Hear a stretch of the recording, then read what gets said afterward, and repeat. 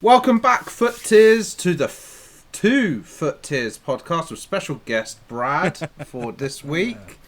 It feels like he's more like a guest. Pinching myself just to check I am definitely here, but yep, can confirm. Yeah, he is here. So yeah, normal co-host as always. Luke is here as well. How are you doing, both of you? Yeah, doing a lot better. Yep. Still felt like I was suffering a little bit, even not testing positive with some symptoms, but hopefully, touch wood, we are now back on the mend.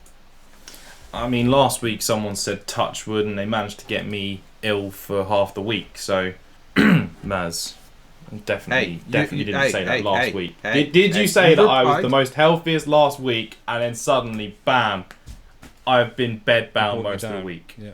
I was genuinely confined to my bed for about 3 days. He was ill. He was already ill when I said that. I'm just going to put that on the record. You made it worse. You made it worse. But he was still ill, nonetheless. He was still He'd already started, ill. Is what he's saying. Yeah. I had a sore throat at the time, and then he turned it into bedbound. I have a special gift, all right? I just wish I could put it to good use. I'm sure there is a special gift. It's the Mersgoth. Yeah, it's a curse in other people, but I can't seem to give myself some luck with it or something. I mean, back in the day, I think you'd have been burnt at a stake for things like that, but yes, probably. 100%. I'd be called a witch or you'd have something. been drowned and all sorts. Yeah. But we are in FUT Captains Team 2 right now, so we have got some more FUT Captains and some more FUT Captain hero cards being added to the game.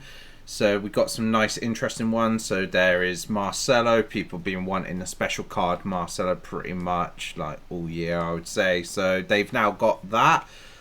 Arsenal have got me and Lacazette, but I'm not really interested in Lacazette myself.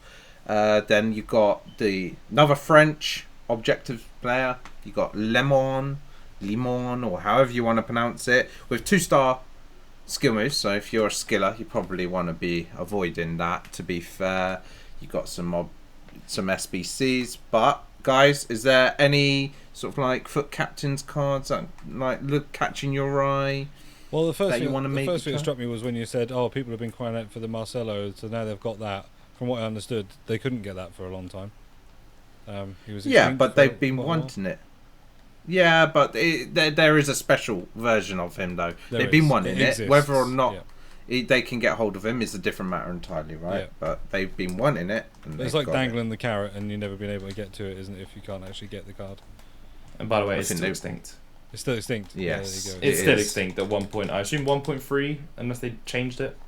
I mean, I know they've changed some of them today. What would you pay for this card? I mean, everyone, no one I've seen who has had or tried this card has played it at left back. Oh yeah, I mean it's not a left back card. No, it's got high work rates. Yeah. It's a left mid card for me. And I look at that and I go, oh, that's my left mid. A left mid. And he's still 1.3. Yeah, left mid 352, bang, or just CDM as most people would have put him. Yeah, I mean he's the main card. 5-star as well. Bear in mind, 5-star, 5-star, high. Yeah, has changed. It was 5-star, 4-star, high, low beforehand. For context, I see him being used a lot by the pros. I'm not shocked. So he's going to be a main card, left back in a starting formation, then probably changed in game to somewhere. To 3-5-2, and then probably drop a CDM into centre back. Yeah, something like that. And then put him CDM right backs, right mid, or something. Work it out like that. But yeah, he's the only one really that I look at and think, oh, he looks insane. I mean, obviously they have got Royce, but Royce has already had a special card this year, which I'm not saying it's a bad thing. It's not particularly eye catching for me because there's another card that exists. I would say Lacazette. It's another French card. It's another French one, but this time he's in the Premier League. No, I wouldn't say. I think the first team was better, in my opinion. That's a fair point. For me, the first team was better for FUT Captains, but the second team's better for FUT Heroes. Yes, probably only just. Well, the problem is you've got Di Natale that really stands out from both. I would say. Milito was great as well. Let's not mess ourselves about and say Milito wasn't great. Definitely not biased. Definitely not biased. Definitely not at all. I mean, my point is I've got to use him and he's a really good card. So yeah.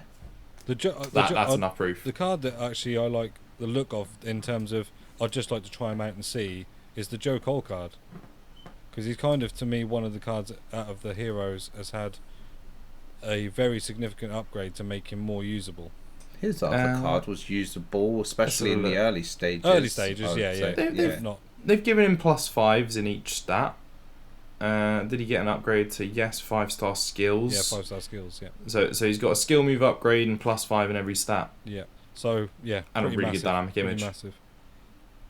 So he looks like a card I'd like to try in a draft or something. I don't see myself packing him, not with my pack luck at the moment. No, your pack luck at the moment is just packing really good cards in series, isn't it? Well, just getting walkouts every now and then. Just not good with icons. That's as far as I can tell. Yeah, basically. Yeah. Any guaranteed pack, I don't get anything decent out of. What I need is a packs that don't guarantee me anything, and I do get some surprises. But yeah, I haven't packed like an absolute banger or an absolute standout card. That's fair. What is the most expensive in terms of value then? That is, you've packed this FIFA then, Brad? If you're saying banger, I'm guessing you're saying you haven't packed anyone over a mil? I haven't packed anything over a mil. God no. I packed I packed Ronaldo when he was around about 400k. Okay. All right. Yeah. That was best. Again, that was untradeable, but in terms of actual value, yes, he was 400k. So you haven't had anything that topped 400k? No. I mean, to be fair, with the market this year, it's with the market 400k is not bad, but market 400k is good. You know, you look at Lewandowski was obviously my top point. Don't think I've got anything that's more than 1 point. I think it's 1 mil, just dead on. Might have been 1.1 at a push. Don't think I can top that. I think the closest for me is I packed Road to the Final Mahrez, and obviously I got Inform Neymar this week. They both were around 850k. Yeah. And Team of the Year Hakimi, which I believe was 700k when he came out. Nice. Mm-hmm. So those are the 3 most valuable players I've packed this. Basically, what we've learnt here is Brad's definition of packing a banger is that, or compared to ours, is we've actually packed Team of the Years for the first time compared to he's not got one at the moment. Yeah, for the first time in about 3 years, I haven't packed one. Yeah. Mm-hmm. Yeah, it was as shock to me as it was to anybody else. No, I mean, you can't guarantee those sort of things. I did what everybody else did. I pack saved, and yeah, unfortunately, nothing didn't came pay my off. way. No, and I think I'm trying to think how much Di Natale was when I packed him. You packed Di Natale as well? Oh, sick. Just the normal hero, not the...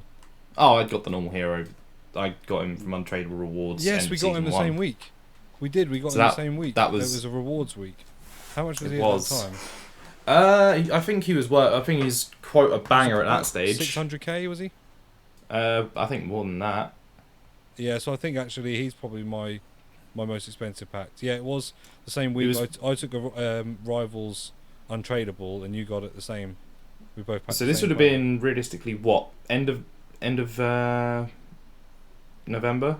Yeah, something like that. It was fairly early. Yeah.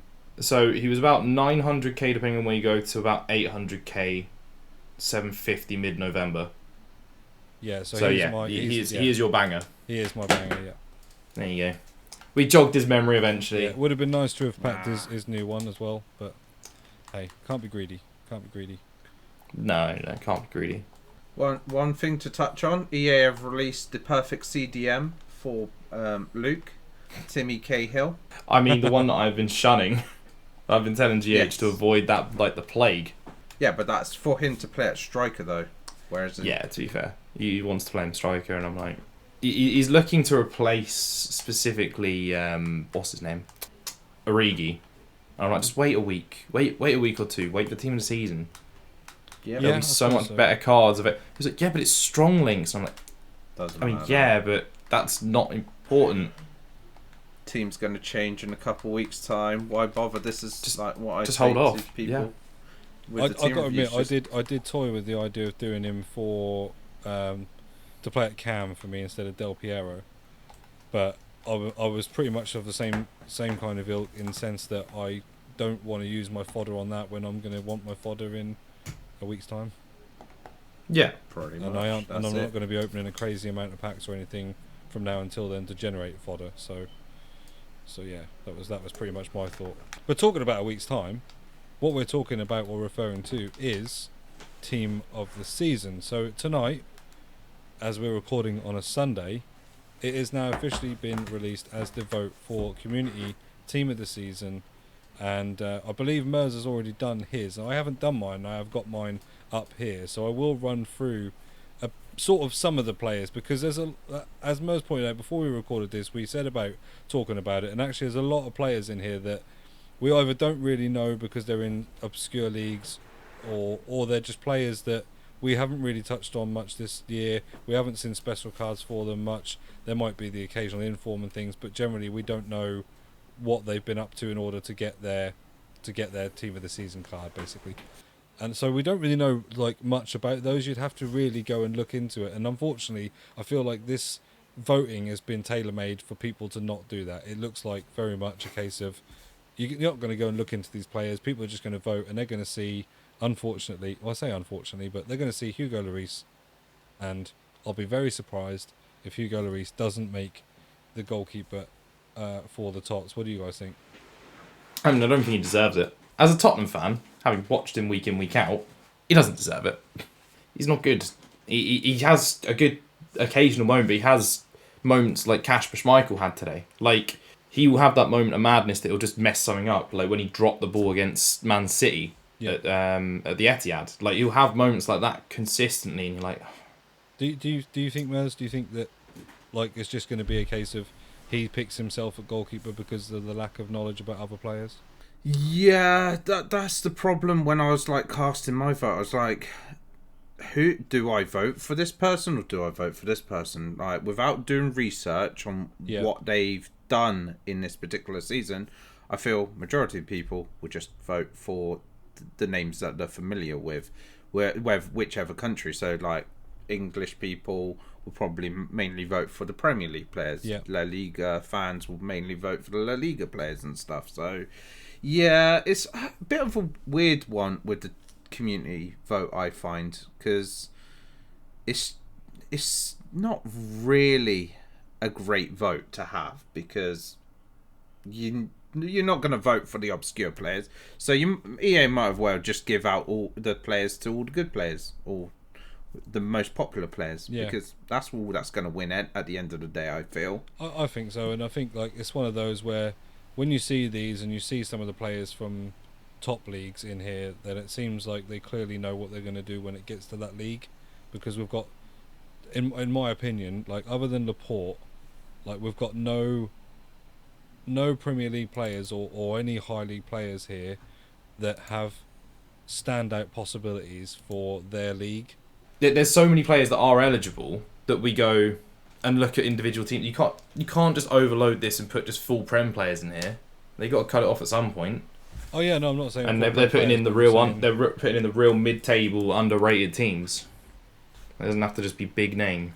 But what I'm not saying about that. I'm saying about like, so in the centre back position of a top performing team like Arsenal, does that mean Gabriel's going to be in the Premier League vote because he's played well for Arsenal, and Arsenal where are they? Let's have a look at the Premier League table today. They are currently 6th. Currently 6th. Okay, so they're doing pretty well. Like, they got the game in hand, obviously, as well. And yet they've put in Mitchell, who, looking at this, has been injured since April. It's April now, and he played today. Oh, okay. So he got injured today, did he? I don't think he got injured today. Oh, it says on here he got injured last week, and he's injured until he played in today's game. I can tell you that he gave away the ball for the first goal. Right. So he played, and don't know what that's all about. For some reason it says that after the Leicester game he got injured, and it says it don't know when he'll be back, but that's obviously flash score being incorrect. But yeah, so what I mean is just I mean, he's Crystal Palace in terms of the team aren't as high up as Arsenal are. Arsenal are perform well, so I just find it weird that like a player like Gabriel's not in the vote.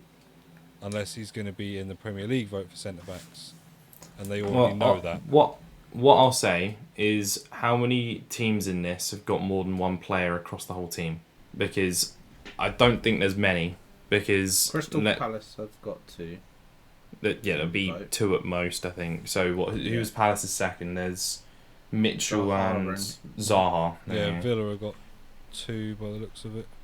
They got McGinn and what's his name? Douglas Luiz. Yes. But push, it's 2 and it's Premier League sides, of course.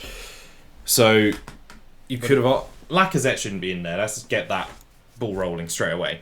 Yeah, Lacazette should not be anywhere near this. Yeah. Based off performance, which is the team of the season criteria, even if it's community, consistency normally, which Lacazette scored 4 goals all season as a striker. Something like that, how many assists has he got? Because obviously we're not going to take that away from the game. But he's probably got a couple assists in there helping bring play together, but it's not exactly something that's deserving of rewarding. No. With a team of the season card. Okay, so in 25 matches this season, he's got 4 goals, 7 assists. It's all right on assists, I guess. It's better than Zaha in previous years. So the reason I mentioned Zaha previous years is I think, was it FIFA 20, FIFA 21? He got in on the community vote and had about 5 goals and did nothing. Yeah. And it was him and someone else that were like really bad but got in. Oh, I should remember this. There were 2 really dodgy team of the seasons that were OP, but just because they're OP they got in. I don't remember, but looking through the defenders there, I mean, there's some key names in here. Laporte looks like I would be very surprised if he doesn't get the vote. But again, like we say, that's when it comes to people that are voting that only really have interest or watch the Premier League. There are some potential others that could get votes here. I know that Bremer had a nice card. So as a team of the season, he could look like a really good Brazilian centre-back. So people might look at that.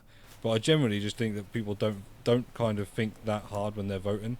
And I think that feels like that's almost what that's tailored towards. Is they've given people the easy picks. I've looked up who it was. It's Felipe Anderson for West Ham. Oh, yes. Yeah. Yeah, that'll tell you. That'll tell you how season off the boil. Yeah, that one. Whereas he was just not good. Yeah. He started the season okay and then did nothing the rest of it and got voted in. It was him and Zaha that season were just not good and they got the cards. But you know, it's FIFA. You just vote based off who's good.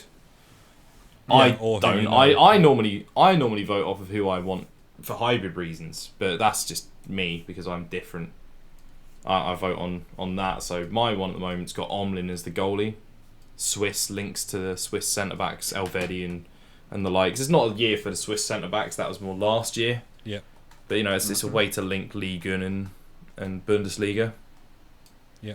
Stuff like that. That's the sort of niche stuff I'll vote on normally.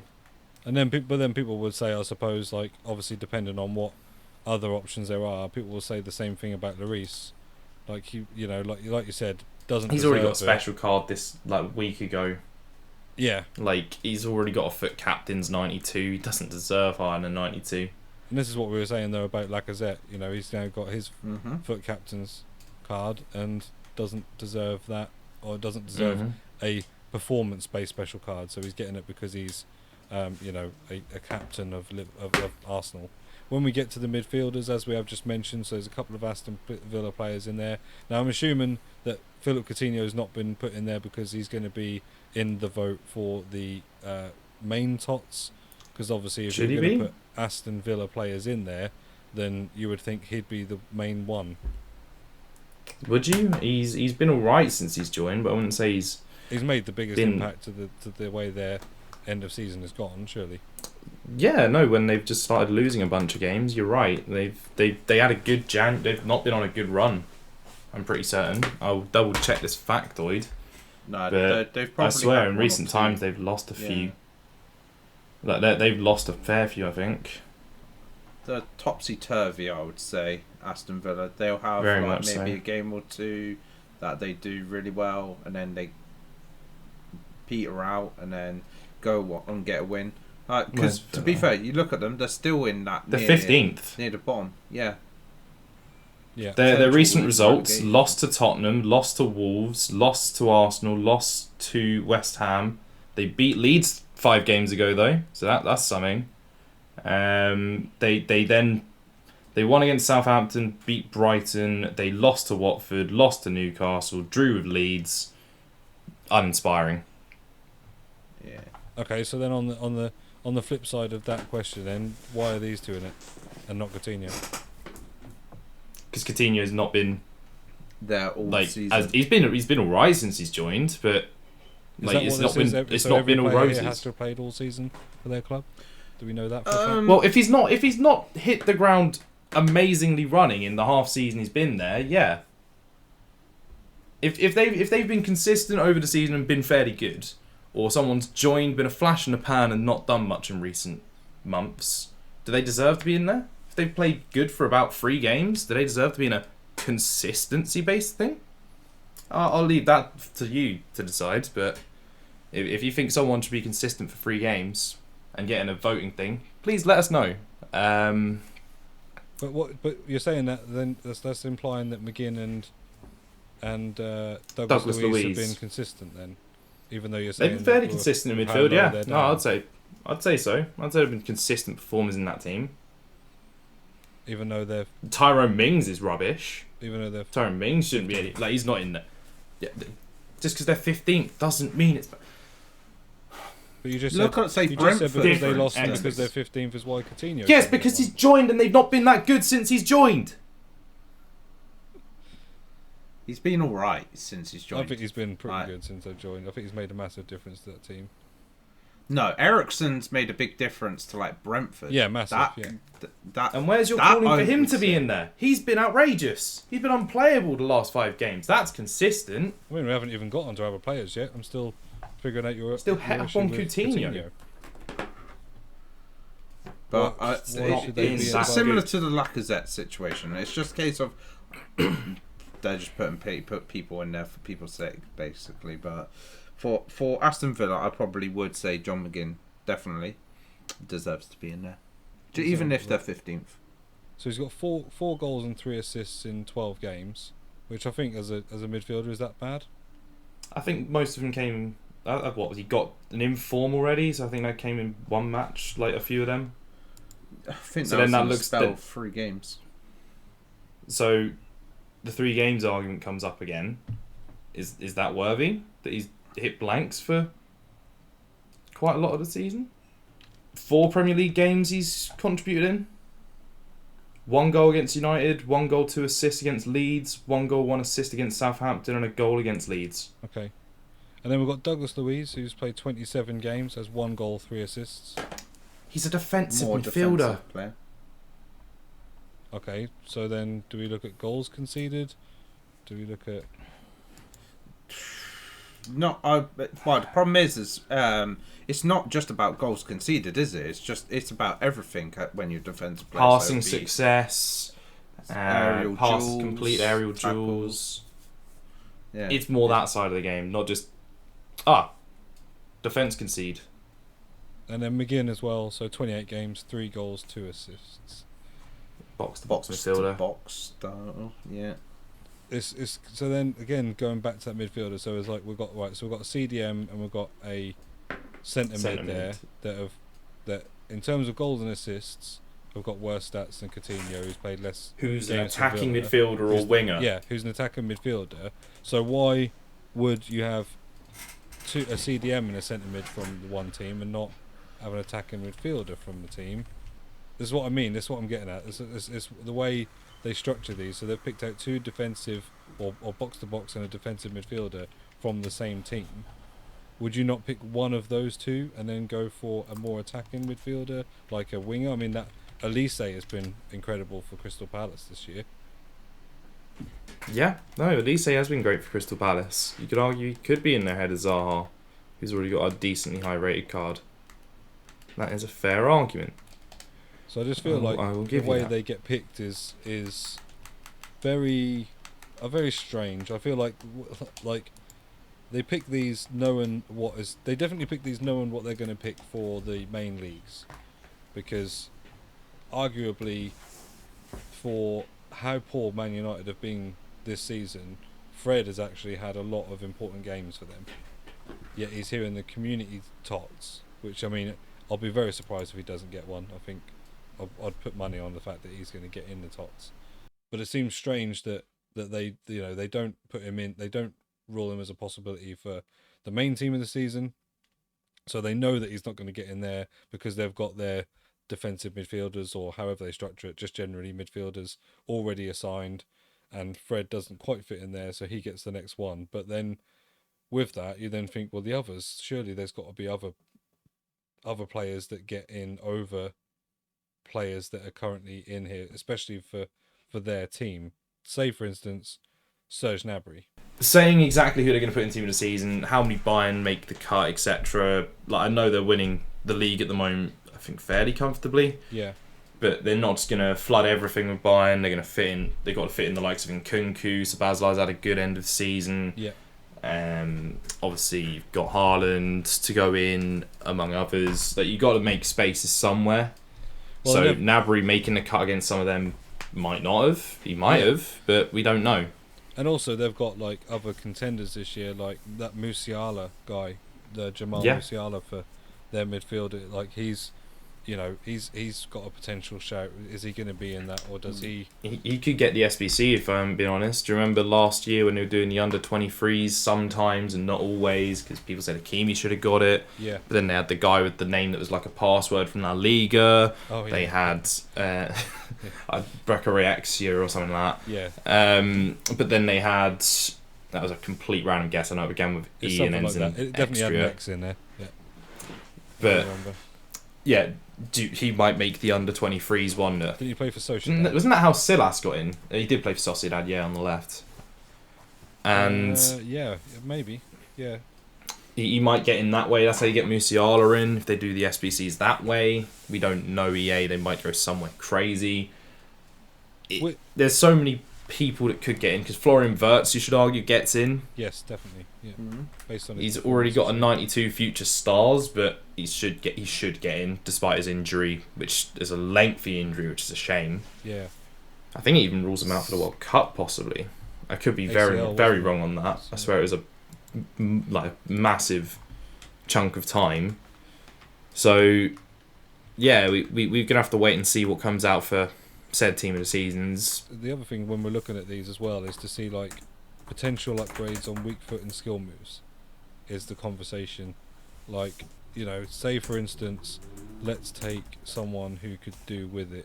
I'm going to pick him out because we did talk about him briefly. So Adeyemi is 4-star, 3-star in game at the moment. He's had an inform, which is 78 rated, which is 94 pace, 83 dribbling, 80 shooting. If they upgraded him to a 4-star, 4-star, when they give him his team of the season, do you think that makes him more usable? Do you think that is something they are going to do? I mean, well, if you look back to FUT Birthday, shall we say, and you look at the fact that obviously they had big upgrades for weak foots and skill moves, some of the players didn't actually become more desirable because of it. You just look at the prices of some players like Silas, for instance, being quite cheap. And I think Adeyemi would be a similar sort of situation, especially with the fact that, yes, he is German, but he is not in a main league. So unless you've got the icons and German players, he's not exactly going to be easy to put in a team. He's going to be cheap anyway, probably. So if anything, he's probably going to be a super sub. I don't think boosting his weak foot would make him a more desirable card, because I think all people will care about is the main leagues when it comes to team of the season. I think, generally speaking, no one truly cares about the community team of the season. There are some few people that will, but most of the time they save their packs for that Premier League and onwards. Yeah, like, generally.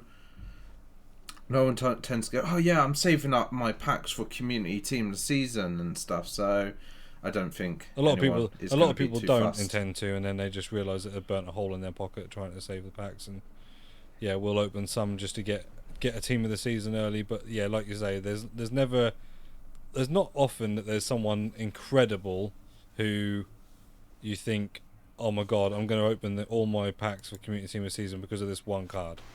Last year there was. Whereas, no, but no, nothing. Maybe where there was the Valverde. I remember that was, still I think even during the 85 times 10s was still worth a small fortune.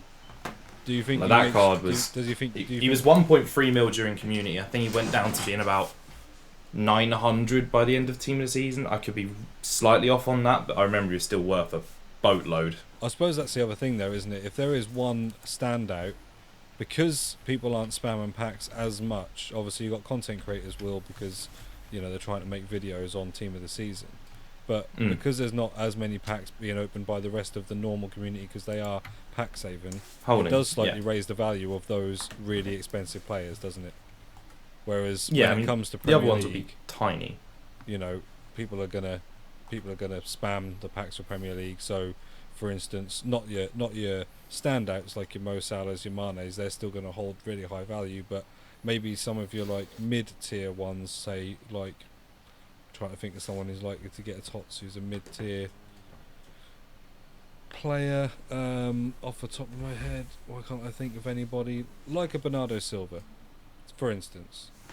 So not everybody is going to like him or want to use him in game, but if he get a TOTS, he might be a very common one that people get because he's mid-tier and loads of people are open packs, so there's more of him on the market, and actually his price will be in comparison a lot better than say a price of Lacazette in Community TOTS, because they end up massively boosting Lacazette's stats and he becomes an insane Team of the Season card, even though, like we're saying, arguably he doesn't deserve it. Well, it's not even arguably, he doesn't deserve it, does he? But based on the 93 FUT Captains card, he's 92 pace, 94 shooting, 93 dribbling, and Team of the Season has to improve on this, doesn't it? Yeah. Otherwise it negates this. I can only see it being a 95 at most. It can't go higher than that. It can't go otherwise higher. They take them. It physically can't. But if they make it to a 94, if they made it to a 94, so he gets like a 93 or 94 pace, 95 shooting, 95 dribbling, 87 plus, 91 physical, and then say for instance they went and changed his weak foot to a 5-star weak foot, well, he's going to be expensive. They created the monster. Yeah, he's French. He's hybridable. There's a new word for you. But yeah, we can agree to say that we're looking at the community team of the season, and it seems like it's very much tailor-made. Unless you're going to go and specifically look into what these guys have done this year and picked it based on who you genuinely think has had the most standout season, I feel like it's tailor-made to be picked almost by itself. And that's it, because it's just a case of this is how the team's been laid out. There's a lot of players there that not a lot of people will know of unless you watch other leagues, and no one doing this vote is going to go and research. Yeah, no one's going to research. Why would they conduct research, to be fair? I think there's not much else we can add to this team of the season vote and Mark, because otherwise we'd just be going in circles about the whole premise of it and stuff. So I think, Luke, do you want to talk about some of the football? Because we've had the FA Cup semi-finals, obviously European football as well. Yeah. So where do we start off with this? Zach Steffen has thrown Liverpool a bone and given them the chance to continue their quadruple. And we have got the same FA Cup final as we've had League Cup final this season with Chelsea versus Liverpool. Hopefully it's been as entertaining a game as last time, because last time that was the best 0-0 I've seen, and then Kepa happened. So hopefully more of that. Just hopefully Liverpool don't win the quadruple. I don't care which one it is. Just City, hold on to the league, please. I beg. Yes. I beg, just hold on to the league. A treble Liverpool fans will still be very, very bad. But a quadruple, no one would hear the end of it ever. Period. Like, that will be Arsenal Invincibles dialed up to about 1,000. But you still notice Ty doesn't shut the hell up about that on air TV. You'd be getting flack for ever. Can we just touch on that as well? So, I understand, right, that in terms of being in other competitions and also in the interest in the squad rotation, why Zach Steffen played that game. Mm-hmm. However, what it seemed like to me was that you've got a goalkeeper there who is very much not used to playing the same way that Edison plays as a sweeper keeper. Because he seemed to panic. He seemed to... I mean, we didn't really get to see too much of his ball distribution because he didn't seem confident enough to pick out his ball distribution. So, in that instance, with a game like that, knowing that like there's a potential for them to meet in the Champions League, knowing that there's... I don't know, there's the league and there's everything else. Like these two are going to come head to head at least all the way to the end of the season in the Premier League and potentially Champions League as well. Do you really think that's the right thing to do, is to give this guy the game? Do you think you've already preset that he is playing in this game regardless, and so you stick with it? What do you guys take on this? So my take will be that Jack Butland started for Palace, so even Palace were getting in on this. They started their cup goalkeeper. So certain keepers you give cup duty to. You need to get certain appearances up for them, maybe contractually in a season. I don't know if I doubt that's the case of Steffen, but still, certain keepers will be told you've specifically got the cups until the final. Yeah. So like with Romero, Kepa to be given for Man United for a while, didn't he? Yeah, exactly. He ended up playing all the way to the Europa League final when they won it against Ajax. I remember. Yes, he did. Yeah. And things like that. So the principle is fine. You just got to take the flak for it if it backfires. So that's fine. You feel bad considering it did ruin the game. He did get beaten at his near post as well, did Steffen, but that was a hell of a strike from Mane. I think that's... You can't blame him too much, even though he has been beaten at near post. It was a well-hit ball at a difficult height. Yeah. So it's just a moment of madness. I just hope it doesn't ruin his career. I hope he does it at the World Cup, though.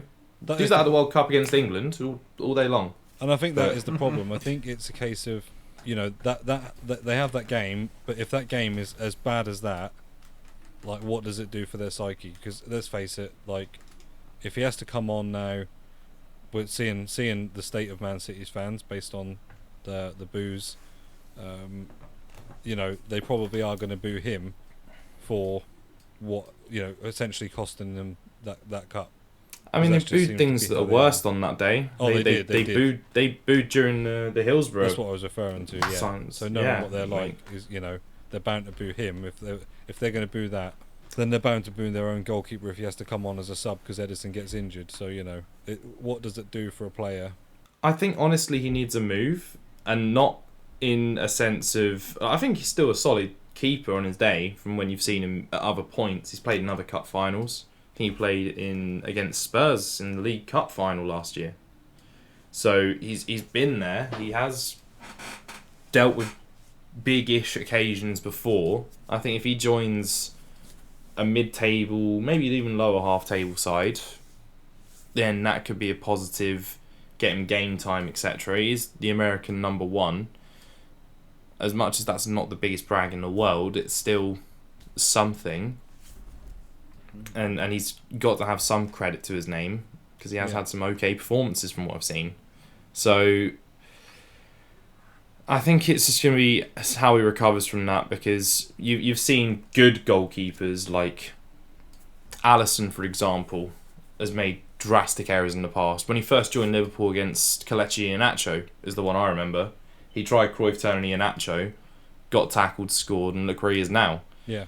Do I think Steffen could do the same? No, I'm not saying that, but I don't think it'll be the end of his career. I think he's still going to be there, or he might get loaned out and build confidence elsewhere and become a dependable number one for a slightly smaller side, but I don't think he's ever going to step into Edison's shoes properly. No, I don't think that if they did for any reason need to get rid of Edison, or Edison decided to leave, they'd be looking elsewhere. They wouldn't be relying on him as number one. Well, it's more maybe if an injury comes into place, that's where the cover comes into things. But Karius would be an example of a career that went downhill after making a mistake in a cup game with obviously the Champions League final, and his career has not been the same since. No, God, no, it's not. Although the one difference I will say of Karius is he was the number one at the time. So he wasn't a cup goalkeeper at that point. He was the number one at Liverpool. Was the difference. They knew they needed a goalkeeper before he made those mistakes. Yeah. And then those mistakes put the capital letter on that he needs. That probably just increased their budget for a goalie. Other games though, and other situations, Burnley played today against West Ham. A big point for them. Nick Pope's made an outrageous save, I will say, but without Sean Dyche. Now I know this is something Venom asked in the Q&A, and we already knew it was going to get covered in this section. What's your thoughts on Sean Dyche leave? Are we thinking it has to be a bust up at this point, or are we thinking that it's because of performance? And I think it's new chairman within the last year or so is just sacked him based off of feel, or what? What we thinking? Because I think it's surely a bust up. Definitely nothing to do with him and the players. It's definitely nothing to do with him and the players. So if it is, it's behind the scenes, and we'll never get the answers for that realistically. Maybe it's a panic decision with the X amount of games that they got left, and they're going, ooh, right, okay, yes, we took 3 points against Everton, but then obviously lose against Norwich, and as you said, it's the Norwich curse kicking in again. Yeah, Dean Smith, Rafa Benitez, and now sadly Sean Dyche. Although I will add, the fact they didn't do it straight afterwards also strikes to me. They did it 5 days afterwards? Was it after Norwich did 5 days? Like probably. It was Thursday that it happened. Friday. Yeah. But it's an odd one. It's a really odd one. Yeah, it is. I don't agree with it, just in the sense that if it's not for a reason, like you say, for a bust up or something, then I feel like it's come at the wrong time of the season. I just don't understand why you don't wait until the end. If you're set on that is what you're going to do, I don't understand why you don't just wait until the end, because for me it's essentially putting the nail in the coffin before like the hole's been buried. I don't know. I felt like they just didn't help themselves. I think they finalised it. But to be fair, if you look at a lot of teams that have been in relegation fights in previous seasons, they normally make the decision to sack a manager around this point if they're just hovering close but in that relegation, so they got that slim chance. And to be fair, in a lot of cases it's proven to be a good decision, because then they go on, because there's that sort of like new manager syndrome where obviously they go on these mini win streaks and get enough points that then put them comfortably, well, not necessarily comfortably, but put them in that safety zone where then they stay up. Do you think that is... I mean, we can't... Obviously, that can't be generalised, though, in a way, because, as we're just saying, we don't think that there is an issue between the players and Sean Dyche. Whereas teams that are in the relegation zone that aren't playing for their manager, I can understand that. That fact definitely does play. But for a team like this, who I don't think had any issue with him whatsoever, I don't know whether it's the same. Yesterday, they managed to get a 1-1 against a team that arguably are playing very, very well this season. Apologies as my phone goes off. I forgot to turn it on silent.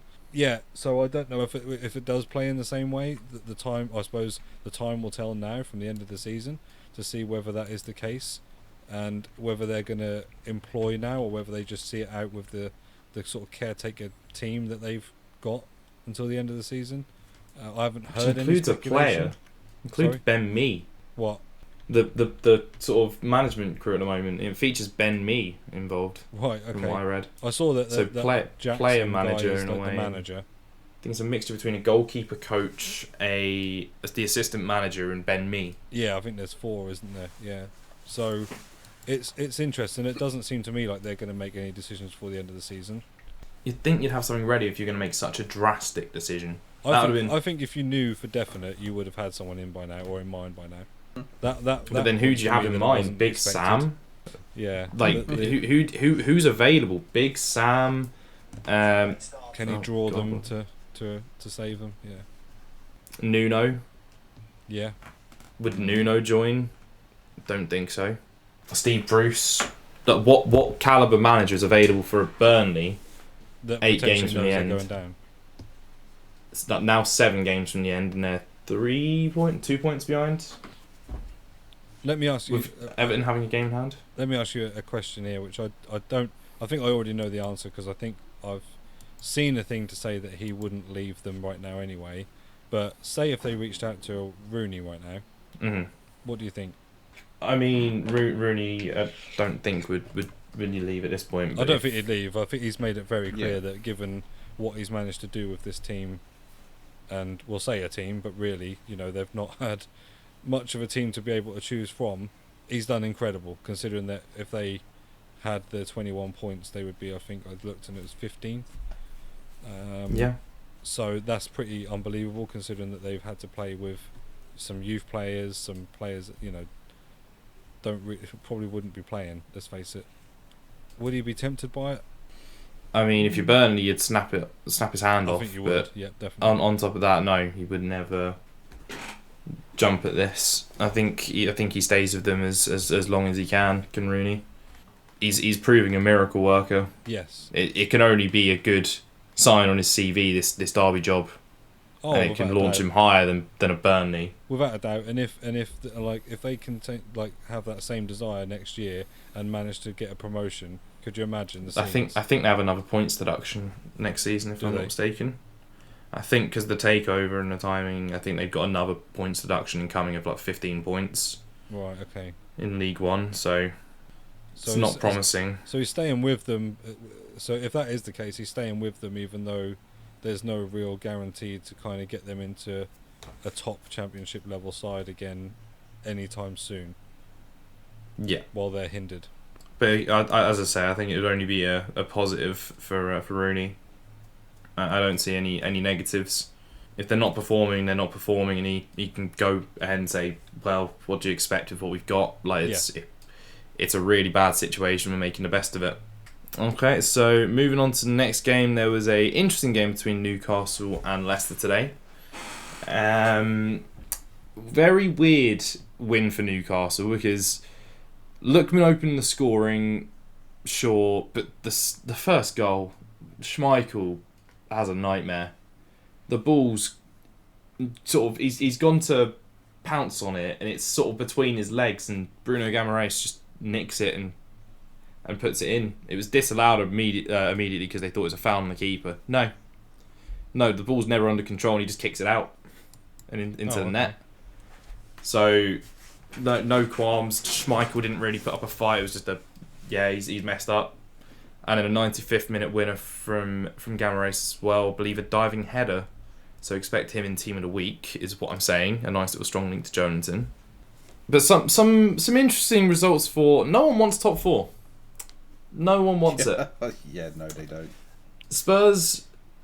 The way I summed it up on Twitter was Spurs played like Burnley did against Norwich, where Burnley just didn't seem up for it. I said that last week. Spurs just didn't seem up for this game against Brighton. We didn't really do much.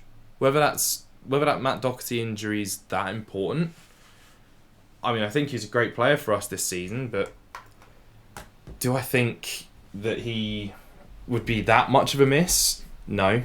I think he's a miss, not as much as Spurs played on Saturday. We just played really damp and drab football, and Brighton deserved the win in the end, probably earlier than it was. That in terms of spirit, in terms of energy, I didn't think he was that integral. Like Reguilon, you'd think would be able to pick it up and take over, but he didn't pick it up. He didn't take over, didn't command. Like, he just didn't do anything of note. Arsenal losing to Southampton side. It was a great performance from Fraser Forster. I'd be shocked if he's not in team of the week based off his performance. I think he made...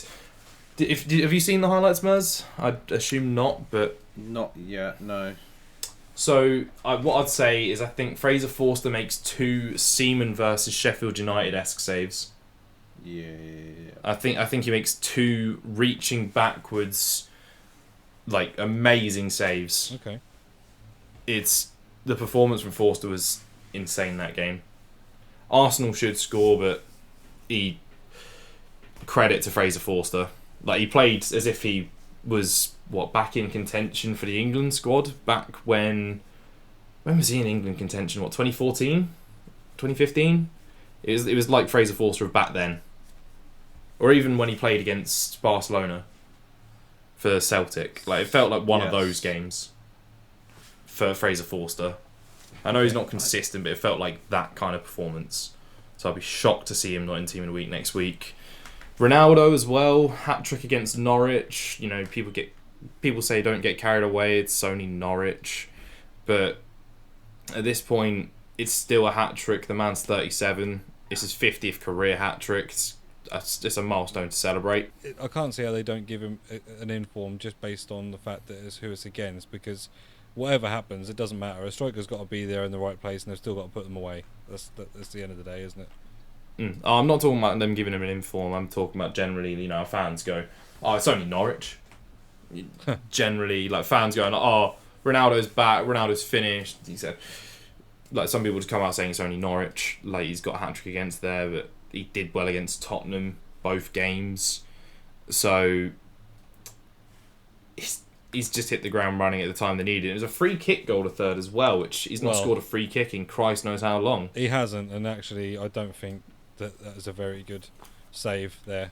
I think it was the save that was a problem, but which still. has definitely made it, you know, if you say, oh, Ronaldo scored from a free kick, it doesn't give it justice as to if you actually watch the free kick itself. It's definitely, unfortunately, Tim Krul's hand looks like a biscuit. Yeah, but I did see that and wanted a second angle to see how bad it was, but it didn't look like it was in the corner or anything like that. No, it definitely wasn't. It flapped like a pancake, his hand, unfortunately.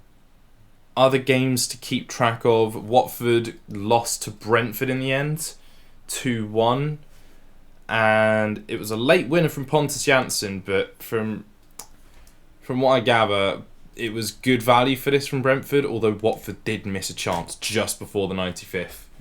Sissoko should score. It easily could have been 2-1 Watford instead.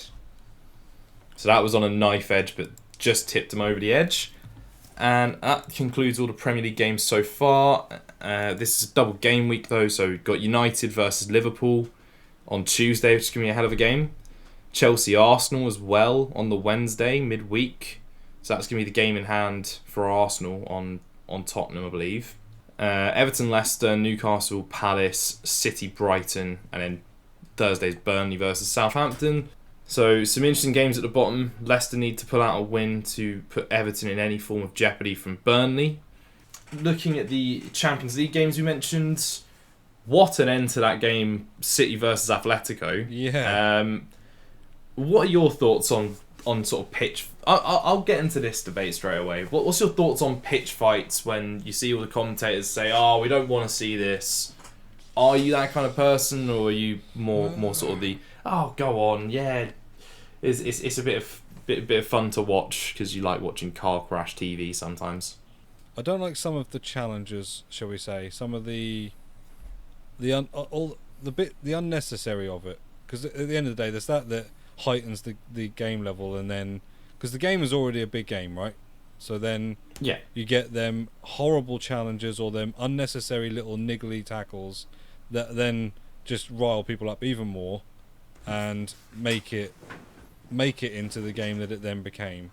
So, for instance, I'm talking about the kick out on Foden and the bit where they dragged him on the pitch and and the things like Dragged that. him off the pitch. Dragged him off the pitch, sorry, yeah. Because he rolled onto the pitch. He rolled onto the pitch when he was supposedly injured and down, and then they dragged him back onto the pitch. I mean, it was really tactical from Foden. He was he got fouled off the pitch and then slowly realised he wasn't on the pitch, and then just rolled on the pitch, which is why Savic ran over and dragged him off. Yeah, and definitely you could say from anything from that game, Savic wasn't having any of it. Let's put it that way. But I don't like that side of it, and it does inevitably lead to then the thing. But you also at the same time, like, you can't help but like to see a bit of passion. Because it is, it is passion as well. If they didn't care, it wouldn't happen at all, would it? Mm. So you can't take that away from the game, but yeah, it's not nice necessarily to see the fights and the things and that, but I suppose it's one of those, like, I kind of still like to watch it through, like, through my hands slightly ajar over my face, That is an interesting one. The wrestling fan doesn't like the fights. Matt, you've been a bit quiet recently. What's your take? As you were about to say something. Yeah, it is Atletico Madrid. It's part and parcel of what they are. Yeah. It's all about the cojones. You got to have the balls to do these sort of things. That's what Diego Simeone loves to see in his players. He loves a bit of fight, a bit of passion from his players. And also, partially in some ways, by doing it, it's also part of the mind games as well, to try and get in your opponent's head so that maybe they don't perform as well, because kind of, in some ways, get that with FIFA, because you try to do that when you're playing a game of FIFA. You try and get in your opposition's head so that they don't perform as well, so they make mistakes, so you can capitalise on it. Psychologist talk. Yeah, I'm fully on that psychologist talk. I try and rile people up. I think that's part of how I beat you 10-1 that time. I just riled you up about the Casillas a bunch. I was already riled up as soon as I saw Casillas come out of the pack, to be honest. And that's just many of my bad icon pulls this year. I think, in that sense, like, yeah, every now and then, like, if I'm 2 or 3-0 up, then maybe I do watch a celebration or two. It's a bit different on a game of FIFA as opposed to, I suppose, in real life football. But yeah, I don't think I hate it. I just think there's certain parts of it I don't like to see, but I do want to see passion. So where do you draw a line where it steps over, I suppose? Probably the point where it endangers players, maybe. But then again, that's down to then the referee to take control of that game and use his cards if he feels like he needs to. But at the same time, there's a reason why Atletico Madrid in the past have got Suarez, and they've signed Diego Costa. They do like those sort of players. They like their aggressive, passionate players. So yeah, I don't think you'll see the same game when Man City play Real Madrid. And obviously mentioning that game, Chelsea-Real Madrid, that was a very interesting tie. It brings people's attention to, should Alonso's be classed as handball? Based off the letter of the law, it 100% was, because in the Champions League, it's only if it touches a hand at any point in the build-up. That's it. Blanket rule. If it touches the hand, not if it influences it anyway. If it's touched the hand, it's handball. Period. End. But does that rule need changing? Is what Alonso did okay? Because it's only glanced his hand and barely changed the course at all. So, do we think that was rightfully disallowed, or the rule needs changing? I feel like there's got to be. I get VAR, right? Because it's in natural motion as well. Yeah, I completely get VAR, and I completely get where they say if a direct handball leads to a goal. Now, for me, leading to a goal means that it's taken a deflection off the hand, which would have massively impacted whether a goal was scored or not. Which it wasn't in this case, was it? No, the ball's bounced up off his knee and his hand's near enough by his side, and it's just glanced it. Yeah. And I mean glanced. So I don't think it makes a massive difference in that scenario. Let's not say that we need to rely on VAR. Let's say that referees can use their discretion a little bit. And in that scenario with the handball things, I think referees need to make a decision after seeing it and review it and say, yeah, it does flick his hand, but I don't think it impacted on the goal, so I'm not going to say it's a handball. Maz? Oh, I didn't see the incident, but each league, for instance, everywhere has different rules when it comes to handball and stuff like that. So it's a bit hard to get a universal decision on it, because especially when you think about the Champions League, for instance, right? So normally you get a referee from different locations, so they might be more attuned to the rules where they are, and the same with the VAR.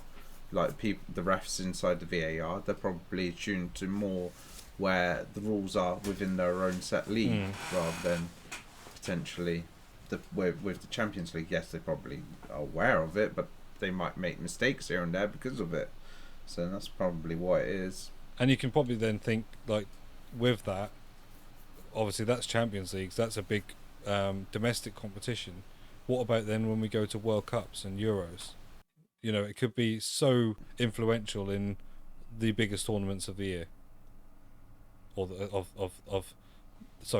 biggest tournaments of the year, because they're played every 2/4 years. So that it's actually the biggest tournament in the world when it comes to football. And that's where it's then like a case of like, well, no, we need to have a clear cut. So if they're gonna say if it hits any part of their hand in the build up for a goal, it's a handball, then that just needs to be the rule. Or they've got to say, actually, only if it directly changes the motion of the goal. So whether it's, you know, deflected off their hand to somebody who's then scored, or whether it's made a difference on where that the path of that ball was going to end up towards a striker or something, then that needs to be the rule. They need to definitely, like you say, it needs to be concrete. It can't be that there's too much discretion around it. I mean, if I was to pick, I'd say if it just touches, regardless of if it impacts a goal or not, should be the rule, because then it just makes things plain, simple and easy to understand. Because ask the question of what impacts, though. Well, I'm just saying, if it, like, whether it's accidental or intentional, if it hits, like, say, from your hand to shirt sleeve, probably midway up from your elbow to your shoulder or something like that, classes as a handball. But do you not then also take into consideration the actual impact of it? So in terms of what we're talking about is a glance or a full-on tap of the hand that changes direction of the ball. Yeah, I think he wants just a blanket rule like it is now. Yeah, just so it's consistent. Which then that does beg that question still, doesn't it? Well, does it really make a difference if it just caught my fingertips? No, I think Mers would still want a penalty at that point. That's what he's saying. He's made it pretty clear. If it touches his hand, period, the end, that's it. Okay. Because the problem is like, you say it might not change the trajectory, but if it's done intentionally, they could do it in such a smart way that it looks like it hasn't changed the trajectory, but it could potentially just even a slight, I don't know, like the term the butterfly effect, angle, something like that. It can potentially have an effect, regardless. Yeah, it could have a butterfly effect where that one thing changes about 500 other things. But yeah.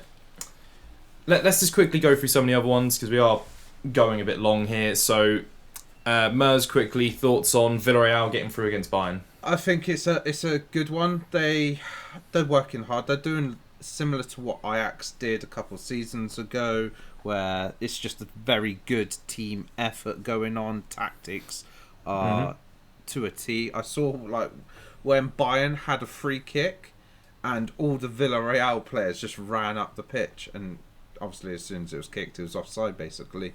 So they are doing things to perfection. Obviously it's a bit annoying seeing the fact that it's Unai Emery at the helm doing a bunch of Spurs players as well. Yeah, but then it's probably just clever business going on there realistically. And quickly, Brad, thoughts on the other match, Benfica Liverpool? Did you catch that at all? I didn't. 3-3. I didn't, but I do. When I saw the result, it didn't surprise me because obviously Liverpool didn't go with full strength team.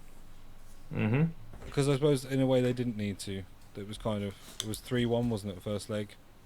3-1 first leg. Then 3-3 full time. So comfortable-ish, and I guess he felt that coming up to the FA Cup game, maybe there was a chance there to rest some players.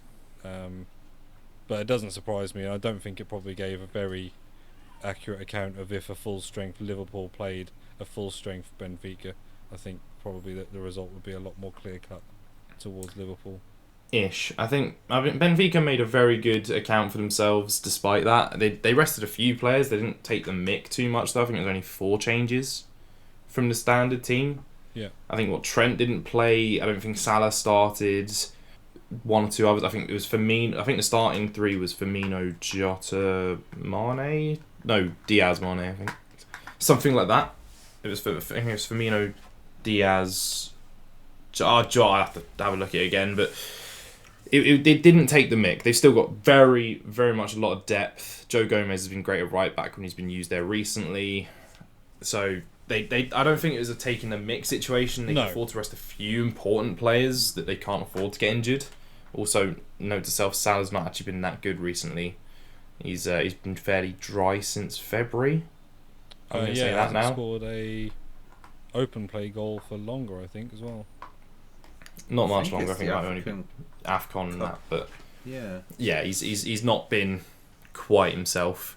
Moving on to Europa League, teams that progressed in the Europa League. Rangers in dramatic fashion, where Braga got 2 men sent off. I'm just going to quickly go through these now to get this over with. Leipzig got through against Atalanta. Barca surprisingly get knocked out by Eintracht Frankfurt, who reached their second semi-final. They got there in 2019 previously when they lost to Chelsea, who obviously beat Arsenal in the final. And then last team to get through... why am I forgetting them? I swear I'm going to get hated for it, so it's a good thing. West Ham? Yes. I knew it's something that was going to niggle me out. I was like, how am I fit? I was like, I should know this last. West Ham beat Lyon fairly convincingly on the night. Yeah, I mean, half 3-0, I believe, was it? Weren't they? I think it ended 3-0 in the end. But yeah, it was a very convincing result there. Conference League, Roma smashed Bodo Glimt, who are my sort of dark horses to win. Leicester got through, and the other two I'm not fully sure.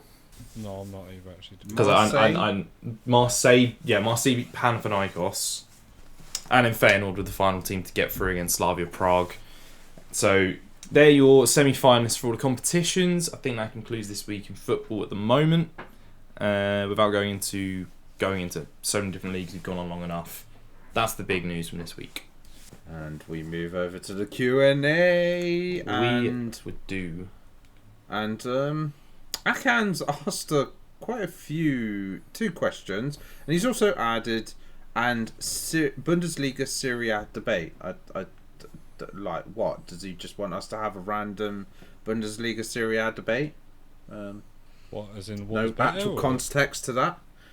But he has asked, how big is the Premier League tax compared to what people make it out to be? So we always talk about how Premier League players have a Prem tax on FIFA. They're more expensive, naturally. You only have to look at the market to understand that. But how much is the tax? Like, it's a bit hard to actually give an actual definitive answer to this, Akan, but do you guys want to have maybe an input to what you think the answer might be to this? About 20-30 million. Prem tax is normally worth about that much. Prem tax... Oh, no, you're talking freaking FIFA, aren't we? Not real life. Sorry, that's English tax. That's apologies. English tax is crazy. English tax is what I thought this question was on about for a second there. Look at Harry Maguire. Prem tax... Yeah, Harry Maguire's that's what's like 20-30 million, bang, minimum. So Prem tax. The problem let's have a look at some example players. Yeah, as I say, it's not just that though, is it? It's. I'm going to look at this Lacazette as the example. I think. Yeah, and it's the weak foot and skill moves and nation plays such a massive part as well. So let's not just say it's just Prem, but yes, obviously. I've heard a few calls recently where they were saying like, oh my god, if this was a Prem player, this card would be worth X amount of money. Yeah. I liken it to, so I think actually I just watched a video today that said about Boyata. So the new Boyata card was, I think at the time of the video, 30k. Am I right in thinking it's the FUT Captains Boyata? And essentially they're saying like, if you put that in the Premier League, then it's 100k, which is probably not far wrong. But now also there's other things. I know Mers's argument coming up. The market is different this year. Everyone's teams are different this year. Not a lot of people are using necessarily Premier League teams.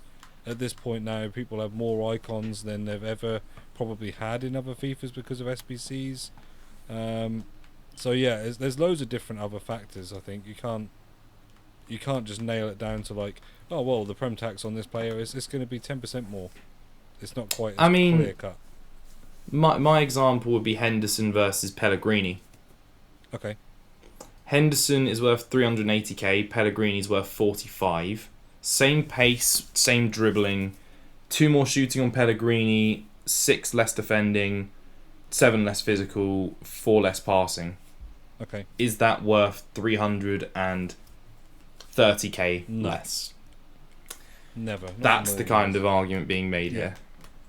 Oh yeah, like I would definitely say I don't agree with the tax, especially as, like I say, not a lot of people use just a Prem team, but it is, you know. My question to Mers is, are you going to bring up French tax? Or French league tax? I was going to say Ligue 1 tax, right? Yeah, Ligue 1 tax is what I was expecting. When it comes to the meta players, I think the Ligue 1 has a higher tax than Prem.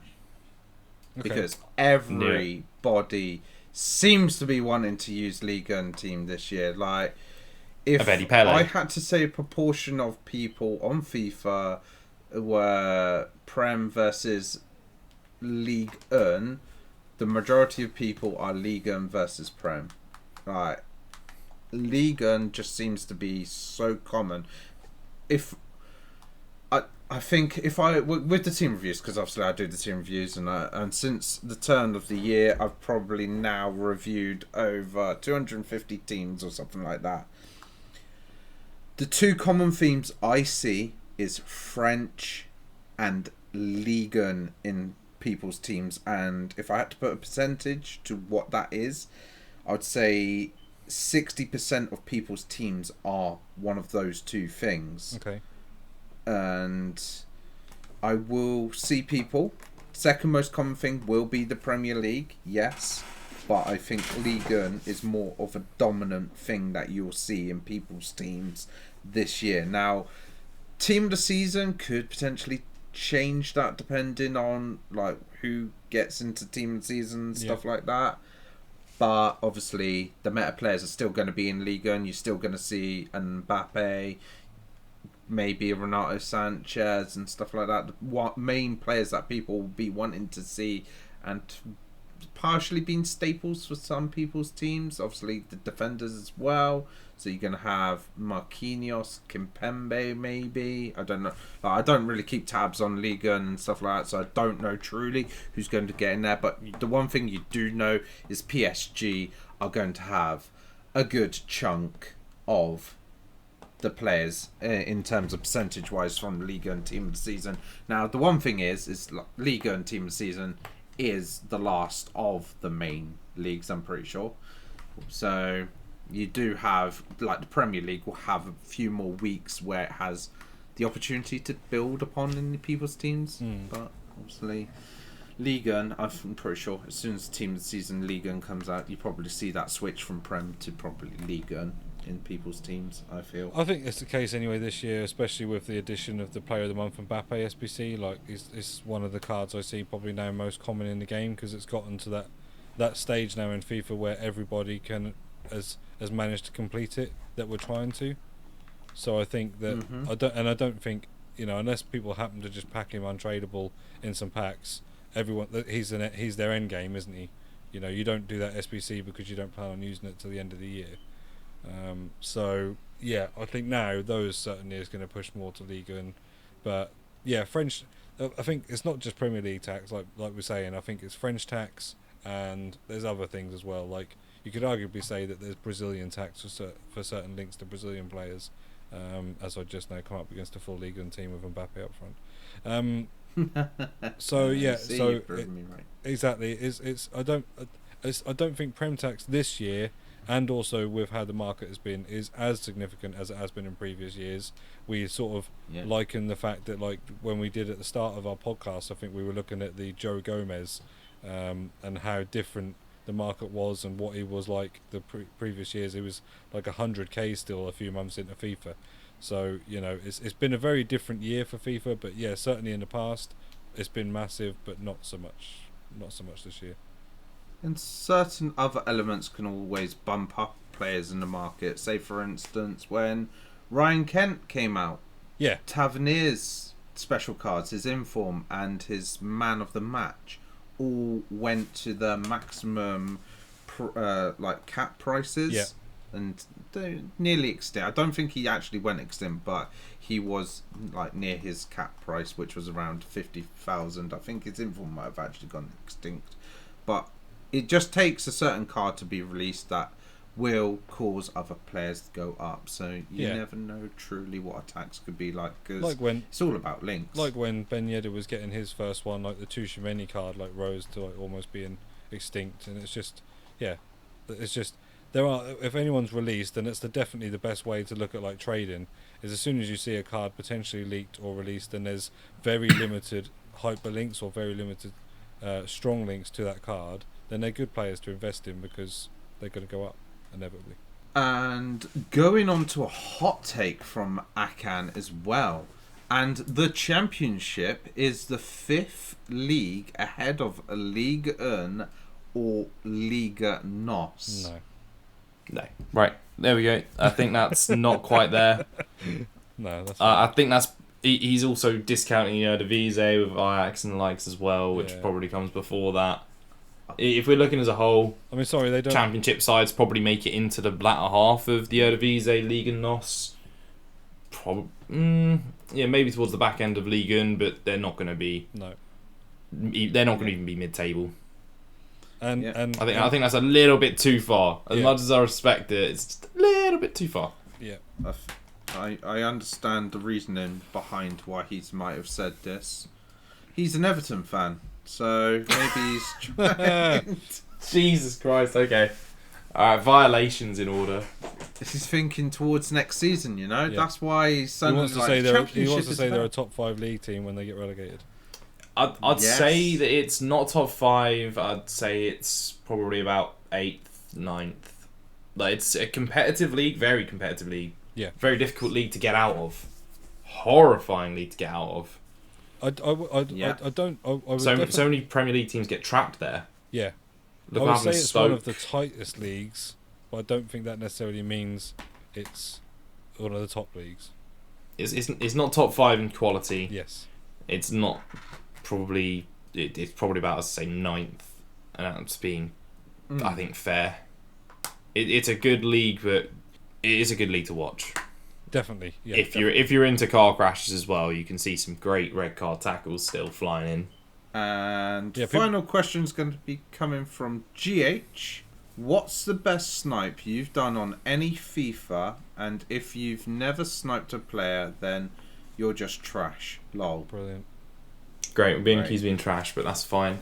I'm trying to think. I know I did some sniping on Alexis Sanchez back in FIFA 15. That was my training method back then. Buy a bunch of Alexis Sanchez for about 50k, sell them for about 62, make profit. That was how I made so many coins off the packing the Ronaldos.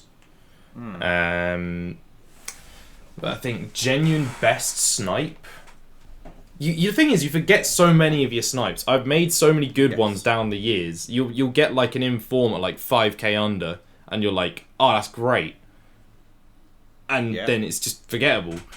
I'm trying to think if one actually sticks out in my mind. Maybe a Betty Pele yesterday. But outside of a Betty Pele, in terms of recent ones I'm trying to think of, it is a bit difficult. Yeah, normally they're about 2 to 5k under. Would be considered good. Yeah. There was I wouldn't say like unless you've managed to like snipe a hullet for 200k, you know, I don't think you would remember all the ones you've sniped for just a few k under, because there's been like a lot over the time. And obviously you're not always sniping players. Like sometimes if we're buying the teams for like the teams that were built on a series, then you might just happen to pick one up at the right time. I remember recently on a what was it, a team takedown or a 7-minute squad, so I'm not sure what it was on, but basically it's James sniped an Henri for 400k or something, and he was like something like 1 point something million. So he just was at the right time, right moment, looking for that right player, which doesn't happen all the time. And he's just fortunate that at that time he's recording, he's got obviously a lot of followers and interest, people that will see it, so it actually becomes more of a big thing. And there's people that do have sniping channels. You know, Penguin has it, and you know, Homeless Penguin does it and does put up snipes that other people give him quite often, and you'll see that. My one thing that I remember from me personally was when I actually had a trade to Glory. I can't remember if it was last year or the year before. I think it was when I first started doing YouTube, so 2 years ago, and I was sniping the CONMEBOL Libertadoras, like essentially what their TOTS cards were, the brown. Yeah, like the Salvios, the Valencia and stuff like that. Yeah, and there were a couple that were good for SBCs that were going for around about 40-something thousand coins. Probably like Brozier, the Colombian. Yeah, and I remember constantly sniping them at around about 25k. So I was making a decent like 15k a card. I remember I think in one weekend when I was doing it, I think I made around about 500,000. And that was the best I remember, because for some reason people just kept listing them up, and I just kept getting them and selling them on. The only thing is as well is now I've moved to PlayStation. Sniping is so much. I mean, so sniping is hard anyway now, because in the last 2 years bots have become very very massive. Like you cannot even snipe a common gold now because of bots, because everybody somewhere has got some sort of filter set up on a bot to try and make some coins. It's just how it is. Coin selling's massive, and that's just the way it has gone in the last couple of years. But I found it a lot easier on Xbox than I did on PlayStation now coming over. It seemed to be a lot less competition on Xbox. Yeah, I remember my best one now is on Xbox. It was a mate who was selling his players and just listing them. So this is technically a snipe. I knew of the play. It's like when Atani sniped AJ Free's Team of the Year Kante. Like, it's one of those ones. Yeah. I sniped a Road to the Final Hugo Lloris for about 30k when he was worth about 200. That's my best. I think I've sniped one off one of you two actually when we've done a video together. Yeah, probably. I think, but Most yeah, likely. it's again, like I say, if you know, that's different, because you know that exactly at that moment what card it is, what parameters still. to have. Yes, it is still a snipe, but you know, it's not the case of sitting there for hours and hours trying to get icons and things. You know, like I did a bit of icon trading the other week, but it weren't even like sniping. It was just looking at some of the overnight prices and buying the card and seeing if I thought overnight I could sell it for a profit. So there's different things, and I don't think you're trashed if you haven't done it, because not a lot of people do snipe. It's just GH saying something, you know, because he recently sniped Tyrone Mings for 250 and sold him for about 220. So he's really really good. That's where this story I think's come from. Was GH did a really good snipe of losing 20 or 30k. In that case, good investing he's been doing. GG's George, well done, mate.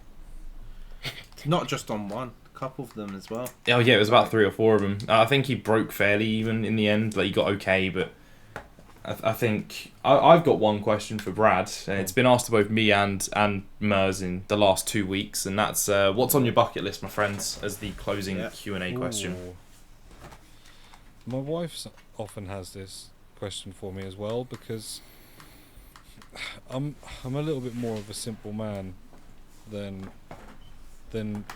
kind of she is, in terms of, so like for instance, so one of the things on her bucket list is she wants to swim with sharks, whether it be being in a cage or open water kind of thing. She just wants to swim with sharks.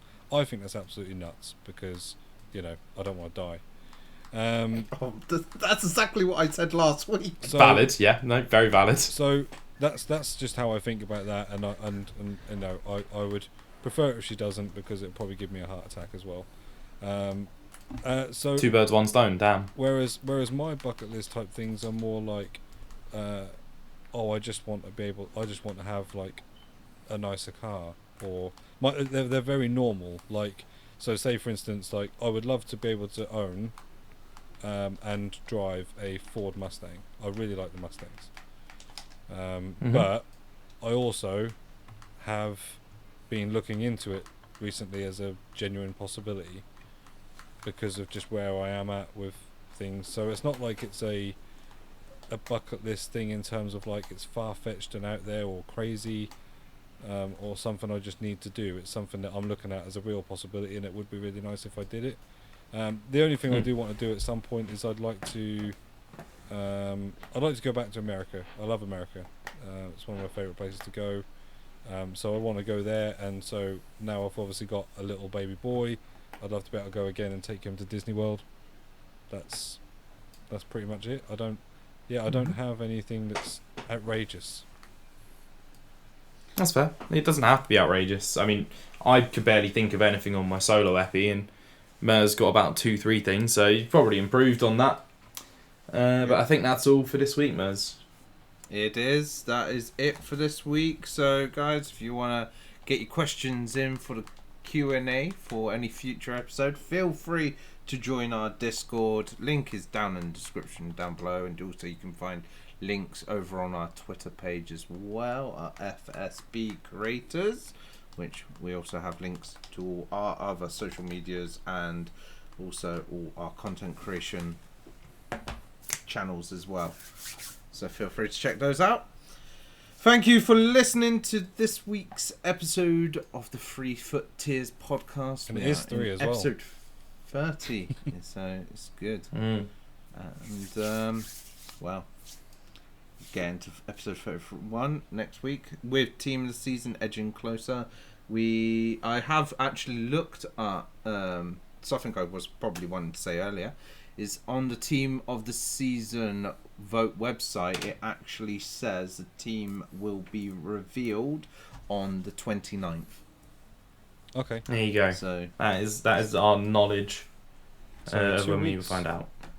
Pretty much. 2 weeks. Prem gets revealed the week after. Then it's Bundesliga. Then it's La Liga, Serie A, and so that leaves us a week where there's going to be a non-tent week then, unless they. I mean, that's not very EA, is it? Well, it's not been this year, but do they in that time then? Are they going to stick in the UCL cards?